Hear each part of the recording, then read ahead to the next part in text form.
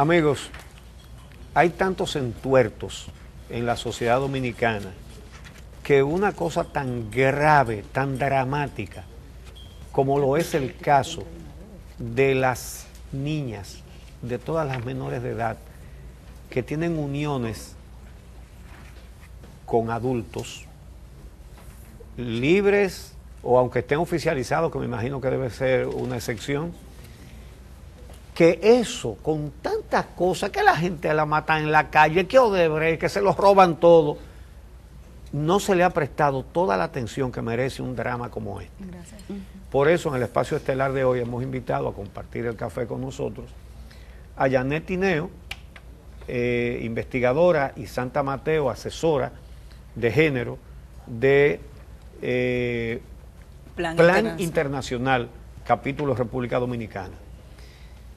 Yanet hizo un estudio, ellos le llaman de matrimonio infantil en la República Dominicana, le llaman matrimonio, pero no se refieren a uniones oficializadas, sino a uniones de niñas con adultos. Muy buenos días y bienvenidas. Buenos días. Buenos Gracias por días. la invitación. Resúmenos, por favor, Yanet, los hallazgos de tu investigación en relación con este fenómeno. Quizá el hallazgo más evidente, pero que necesitamos resaltar, es que es un fenómeno que ocurre en el país, porque lo que tendemos a pensar que los matrimonios forzados son una práctica o son una realidad que ocurre en países como África o en Oriente. Pensamos que en nuestros países esto no es una práctica, y lo que el estudio evidencia a toda luz es que es una realidad que afecta a nuestro país y que está directamente relacionado a tres factores que están relacionados entre sí. Uno de ellos es el factor, por supuesto, económico, de carácter socioeconómico, ¿verdad? Los niveles de exclusión a lo que están expuestas las niñas y las adolescentes respecto de los ingresos que perciben su familia, las expone a situaciones de abuso y de malos tratos, que es lo que en sí constituye el matrimonio infantil forzado, una práctica de violencia que está directamente relacionada a los imaginarios de género que prevalecen en las comunidades. Quisiera una aclaración con respecto a este tema, porque al hacer la presentación vi que algunos medios hablaban de niñas que afirmaban que se habían unido con una pareja porque en su casa se ejercía violencia. Y quiero saber si es que se dan los dos fenómenos, se da la violencia en ese hogar que posteriormente se forma, o definitivamente algunas salen de casa porque hay agresión física, porque hay maltrato. Quisiera esa aclaración. Sin lugar a duda, en los casos que tuvimos la oportunidad de documentar en el estudio, tanto cuantitativa como cualitativamente, el factor de la violencia es como uno de los elementos más importantes que hace que una niña, una adolescente entre 10 y 17 años entienda que el hogar es una prisión, es una cárcel, es un espacio de dominio donde se ejercen incluso encierro físico, experiencia de abuso sexual y de incesto, por ejemplo, que hacen que el espacio que debe ofrecer seguridad, tanto a nivel económico como afectivo, no constituya ese espacio de seguridad. Por lo tanto, se percibe la unión como un espacio de independencia, de emancipación, de libertad. Y claro, lo que suele ocurrir es todo lo contrario, ¿verdad?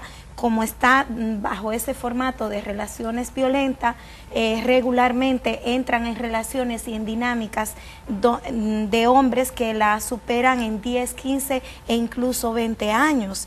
Hombres que la eligen porque la perciben como más manipulable, como carne fresca, dicen mucho, que es una expresión muy dura, muy agresiva y muy violenta en sí misma, y también porque perciben en ella una oportunidad como mucho más de que son manipulables. Entonces, claramente, todo lo que se ejerce en esa dinámica son patrones de control. Nosotros pudimos identificar más de 50 formas de control que se ejerce en esas relaciones de pareja. Entonces, obviamente, estamos hablando de que la violencia constituye causa, pero al mismo tiempo también es una consecuencia de estos matrimonios, ¿me explico? O uniones. Sí, sí. Bueno, ¿cuál es la incidencia? Es decir, ustedes manejan porcentajes, ¿qué cantidad de niñas está bajo estos esquemas? Lo que sabemos que los matrimonios en República Dominicana o las uniones de hecho son un fenómeno amplio. Digamos que en cerca del 38% de las uniones en el país se dan entre las edades de 15 a 17 años, 18 años. Bueno, estamos hablando 38%, de un 38%. Sí, 38. a nivel nacional, es decir, estamos hablando que mujeres que ahora tienen 40 años, cuando se le pregunta a qué edad te casaste, la gran mayoría se ha casado, imagínate, estamos cerca del 40%. República Dominicana junto a Nicaragua ocupa el primer lugar donde ocurren este fenómeno entre las edades de 15 a 10, perdón, desde los 13 hasta los 17 años. Sí. Por lo tanto, sí es un problema importante. Y en el sondeo de hogar que hicimos, de una muestra de 85, 16% está en esta condición. Entonces, es importante, es relevante, es un problema con el que permanentemente las familias y las comunidades tienen en el día a día. El estudio se hizo en Azua, Barahona, Pedernales, Elías Piña y San Juan, son provincias del sur. ¿Esas características entienden ustedes que se replican en otros puntos del país, o si hay elementos y factores que hacen que las características que nos mencionan sean propias de esa región de República Dominicana? Yo no creemos que sean propias de la región del sur, sino por las mismas condiciones que viven las niñas. Podemos partir que la situación se da igual en otras regiones, o cuidado, porque incluso en el marco de este proceso de socialización de esos resultados, se nos han acercado a nosotros incluso de otras provincias diciendo que quieren que se haga ese tipo de investigación porque asumen que en sus comunidades, en sus provincias, la situación si no es igual, es peor. Entonces, lo que queremos con esto es hacer un llamado a la atención, a la opinión pública, que el problema, además del embarazo, se le suma esas relaciones o unión libre, como nosotros le hemos llamado en ese estudio, y que hay que prestar atención, porque definitivamente que ahí hay una violación de derechos y eso toca muy de fondo a las niñas. El término, como bien lo señaló Janet, de carne fresca es algo que lacera mucho y es un estigma muy, pero muy discriminatorio. Y Plan, de cara a esa realidad, lo que quiere es hacer un llamado a la atención a los garantes de derechos. Nosotros tenemos un código civil que está estipulado de que un niño o una niña con el consentimiento de su padre o su madre se puede casar antes de los 15, en el caso de las niñas, y con los varones antes de los 16. Nosotras como Plan lo que estamos es haciendo un llamado a que los garantes de derechos, que el Congreso haga una revisión y que ponga como edad mínima a 18 años, o sea, sin ningún tipo de excepción, o sea, a los 18 años tanto para las niñas como para los niños, no como está ahora. Entonces, el estudio lo que quiere es evidenciar eso, que el problema del matrimonio o la unión libre es un problema que afecta fundamentalmente a las niñas. Pero además del tema legal, evidentemente que hay un tema cultural que influye. Entonces, yo quisiera, bueno, hemos puesto un gráfico, lo tenemos ahí, hace 14% de las adolescentes ha tenido entre 1 o 2 embarazos entre los 14 y 17 años. Estamos hablando de una cifra sumamente elevada de niñas teniendo niños. Y estamos hablando de hechos criminales. Sí, claro. Pero eso es un crimen, eso no es ninguna otra cosa. Claro, entonces usted habla de la necesidad de modificar una ley que permitiría, porque si la ley permite que con la autorización de los padres se puedan casar a una edad menor, de entrada si son 2 menores casándose, se elimina el tema de la violación que se establece cuando es un adulto casándose con una menor, que es lo que la ley aún así sería dramático también. Claro, entonces, que no es el caso. A lo que voy es, que lamentablemente no es más el allá caso. del aspecto legal, las consecuencias que tiene para un niño y una niña casarse o tener una relación formal a estas edades, ¿cuál es el impacto que eso tiene en la comunidad y cómo podemos trabajar para eliminar eso? Porque si en la cabeza de sus padres o de la comunidad eso es lo común, eso es lo normal, esas prácticas se van a replicar. Entonces quisiéramos saber en términos de impacto, ¿por qué tenemos que evitar esto? Mira, ¿por qué hay que evitarlo? Porque definitivamente una niña cuando se une a temprana edad, definitivamente se le malogra todo su proyecto de vida. Abandona la escuela porque tiene que irse, como usted lo señalaba, don Uchi, tiene que irse a cuidar un niño como ella. No concluye sus estudios, por lo tanto no tiene oportunidad ni acceso a tener una vida digna, como debiera ser. Ni va a tener un ingreso. Ni va a tener un ingreso que le baste para vivir. Que le baste para vivir dignamente. Entonces ahí vuelve nuevamente y caemos en todo lo que es la exclusión social, por un tema de pobreza, por un tema de falta de oportunidad. Y a las niñas, a las adolescentes, a nuestras jóvenes, le impacta significativamente, porque hay un total malogramiento de lo que son sus proyecciones futuras. Entonces ya, o sea, una niña con 13 años, con 14 años, cuidando a un niño, ¿dónde va a llegar? Entonces queremos hacer un llamado también a las comunidades, que no normaticen esas relaciones, que dejen vivir a la niña su niñez para que luego se convierta en una mujer adulta y pueda tomar decisiones. Que de ahí es el malogramiento, o sea, como una niña, por querer resolver una situación, entonces se malogra y se troncha todo su futuro. ¿Qué debemos de hacer? Trabajar con la familia fundamentalmente, pero sobre todo que el Estado, como garante de derechos, dote a la familia de herramientas para que pueda entonces poder acompañar ese espacio de crecimiento. ¿Cómo cuál es esa de sus herramienta? niñas.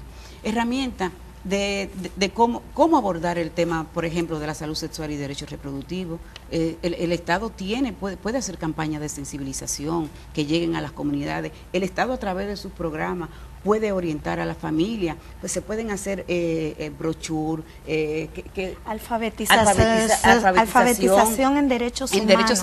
Es una humanos. cosa fundamental. Porque alfabetización en derechos humanos. Derechos humanos, porque Explícanos las niñas y las adolescentes con las que estuvimos conversando no saben que hay una ley que las protege, que no saben que, por ejemplo, una relación con un hombre 5 años mayor constituye un abuso y una violación. Entonces, y también una información que también llegue a los hombres adultos, información para que también los hombres entiendan que cuando cometen esos hechos están incurriendo también en una violación de derechos humanos. Entonces, lo que estamos hablando es de la necesidad de políticas sociales, que las políticas sociales no se limiten solamente a un bono en agua o en luz o en gas, sino que esas políticas realmente atraviesen el cambio también de las pautas de relación entre hombres y mujeres en las comunidades. Amigos, perdón, porque tenemos que hacer una pausa. A usted le atañe esto de manera directa. A usted hombre, a usted mujer, a usted dominicano, a usted dominicana, le atañe esto.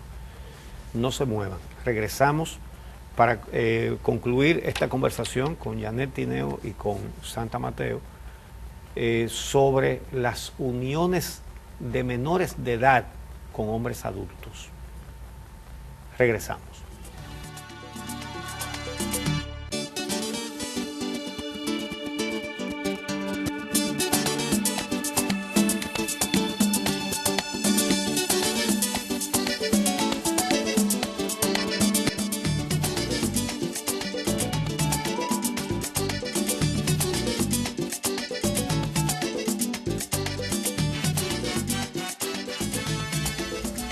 Continuamos esta conversación con Janet Tineo, investigadora, Santa Mateo, asesora de género del Plan Internacional RD, sobre las uniones forzadas de niñas con adultos.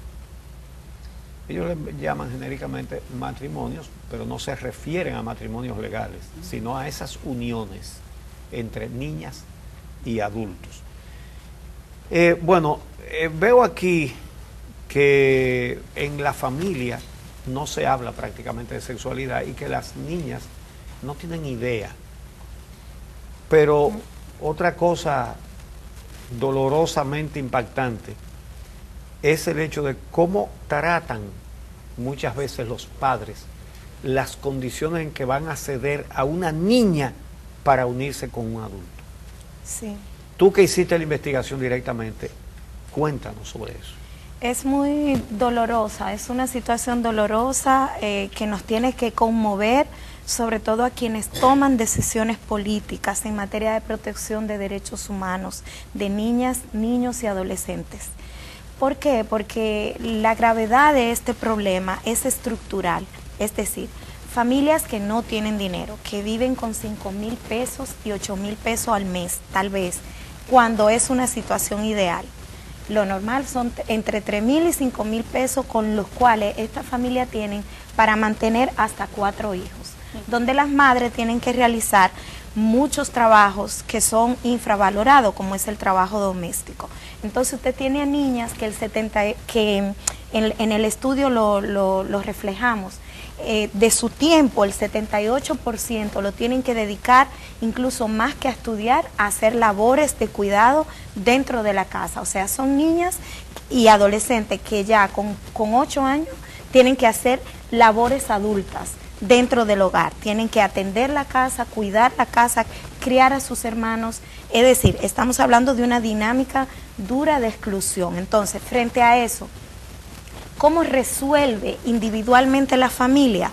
Pues bueno, como me lo dijo una madre, me dijo, mira, nosotras somos las que tenemos que responder por la crianza de nuestras hijas. Entonces, si ellas se casan, pues es un plato menos que alimentar.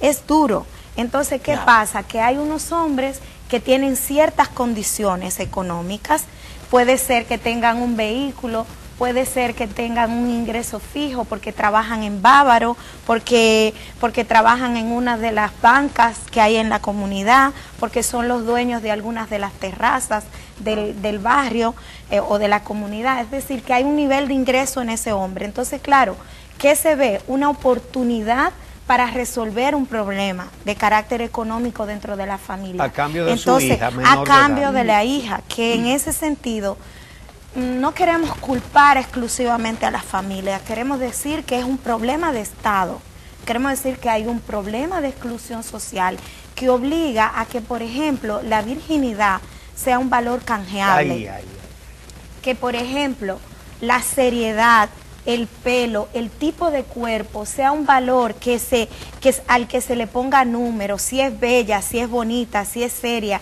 si su mamá es seria, si es una muchacha del hogar, si ha tenido mucho novio, vale menos, si tiene muchas amigas, vale menos, porque entonces las amigas, si es de la casa o es una muchacha de la calle.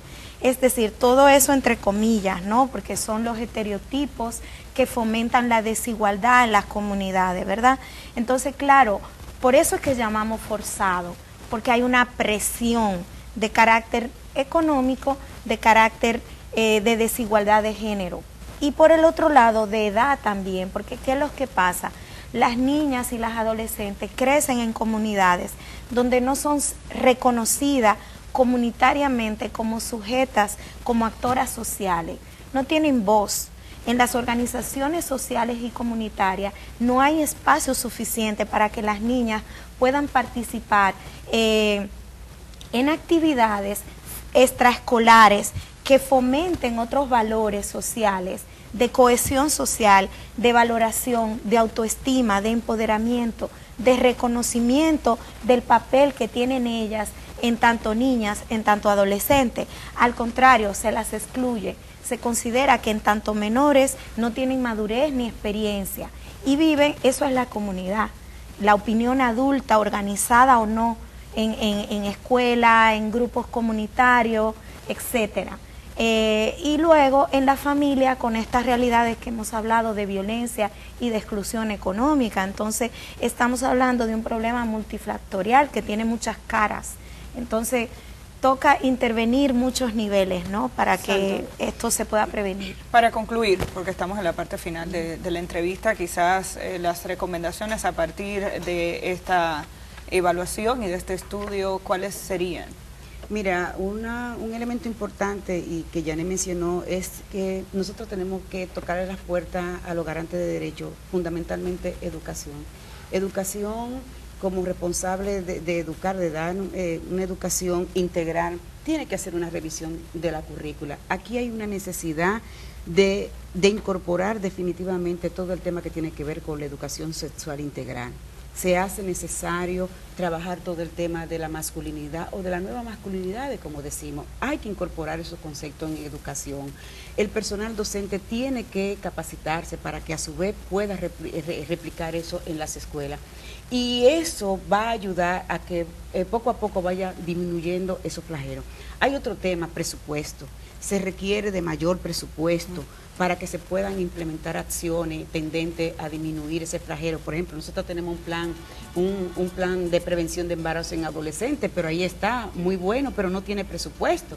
Y también se requiere de una buena articulación con las diferentes instituciones garantes de derechos para dar respuesta a esas necesidades. Bueno, pues queremos agradecer la presencia aquí de Janet Tineo y de Santa Mateo, ambas en representación del Plan Internacional que ha hecho este estudio, que esperamos sea utilizado como fuente de información para continuar discutiendo las políticas públicas que hace falta implementarse en el país para disminuir esta desigualdad que existe entre hombres y mujeres, la desigualdad social, porque también está muy relacionada con este tema, sobre todo en comunidades donde hay serias dificultades económicas, este tipo de situación se replica muchísimo más. Tenemos que discutir el tema y tenemos que enfrentarlo y trabajar para disminuir el embarazo en adolescentes y disminuir esos matrimonios infantiles que tienen un impacto tan serio en la sociedad dominicana. Muchísimas gracias a ambas por haber estado aquí. A ustedes también las gracias por acompañarnos cada día. Nos reencontramos de nuevo mañana por aquí por Telesistema Canal 11 a las 6 de la mañana.